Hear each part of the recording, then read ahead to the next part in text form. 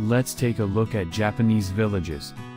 Until just 100 years ago, more than 90% of the world's population lived off agriculture.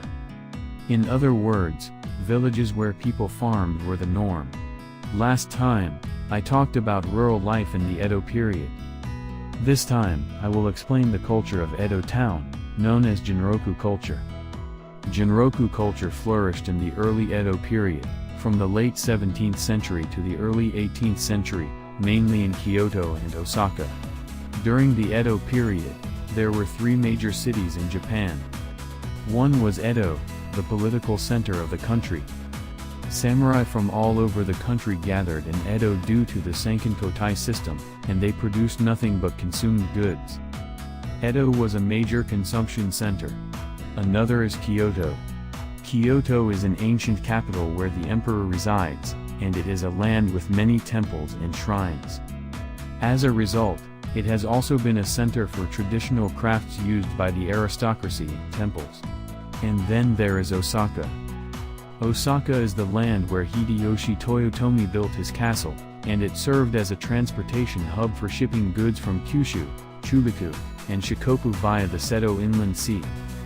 Taking advantage of this strategic location, commerce flourished in Osaka. Here, let's talk about Osaka, the center of Genroku culture.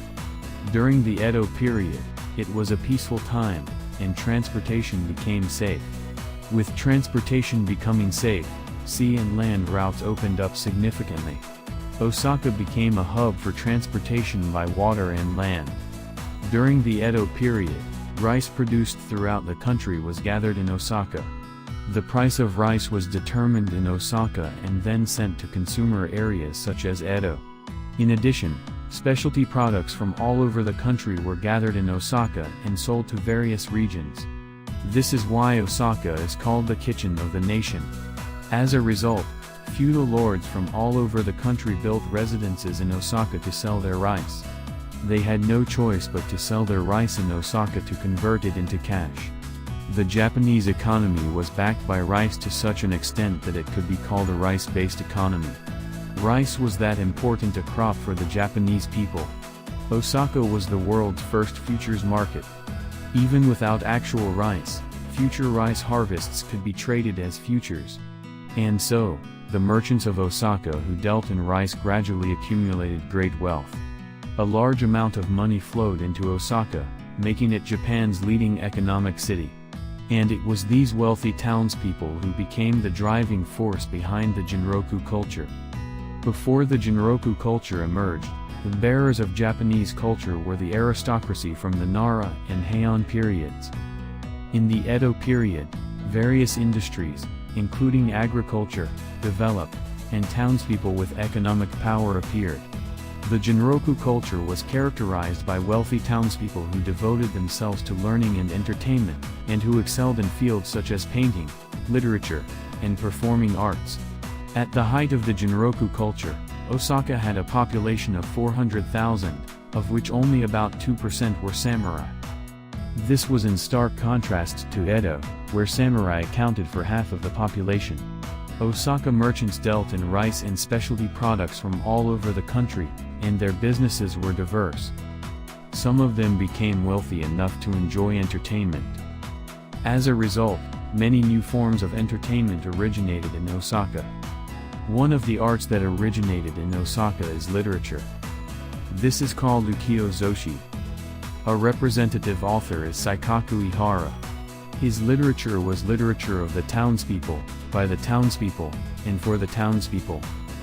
The novelty of his literature lay in his affirmation of human desire, as expressed in the phrases human beings are creatures with limbs attached to their desires and there is nothing in the world as interesting as money.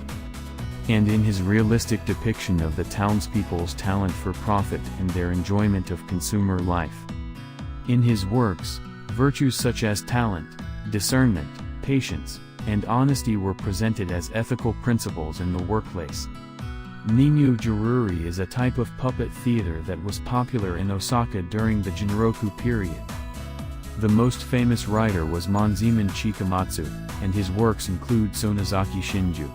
Until then, Jururi had mostly dealt with historical subjects, but Chikamatsu wrote stories about contemporary love suicides.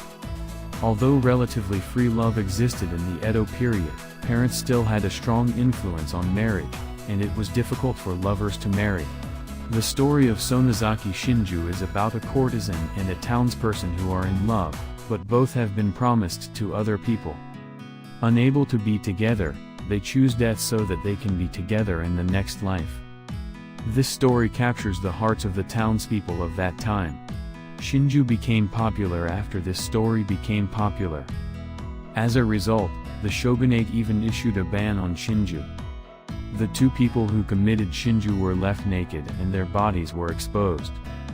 The man who survived was sentenced to death. The woman was acquitted. Kabuki is also a form of entertainment that developed during the Genroku period. In the early Edo period, Kabuki was originally performed by women, and the performers had strong sexual elements, taking customers. Young boys also became performers and similarly took customers. Due to constant fights and murders between samurai over prostitutes and young men, the Edo shogunate banned Kabuki performed by women and young men. During the Genroku period, Kabuki performed by adult men became popular mainly in Edo. It was also during this period that the Kabuki actor Danjuro Ichikawa, who is still active today, made his debut. Like Jururi, Kabuki also dealt with historical events and included many modern plays that were greatly influenced by Chikamatsu. In painting, ukiyo-e appeared during the Genroku period. The representative painter of this style was Muranobu Hishikawa. He was the first to elevate painting, which had previously been limited to illustrations in picture books, to the status of independent works of art worthy of appreciation. He is considered the founder of ukiyo-e. In the early Edo period, painting was dominated by the Tosa and Kano schools, which were patronized by the imperial court and feudal lords. Hishikawa's ukiyo-e paintings depicted kabuki and brothels, and were born out of demand from the common people. Haiku is an essential part of Genroku culture. Haiku is a form of Japanese poetry that consists only of the first 3 lines of a traditional waka poem. Haiku is the world's shortest form of poetry, consisting of only 17 syllables in a 5-7-5 pattern. The most famous poet of this era was Basho Matsuo. He was the most famous poet in Japanese history, traveling throughout the country and composing haiku poems. During his travels, Matsuo stayed with wealthy merchants and farmers, teaching them haiku. Matsuo's travels were made possible by the large number of educated townspeople and farmers throughout Japan. The Genroku culture was a culture centered on the wealthy townspeople of Osaka. The Kase culture that emerged in the first half of the 19th century was a culture centered on the general townspeople of Edo. I will explain this in the next explanation. If you found this interesting, please subscribe to the channel and click the like button.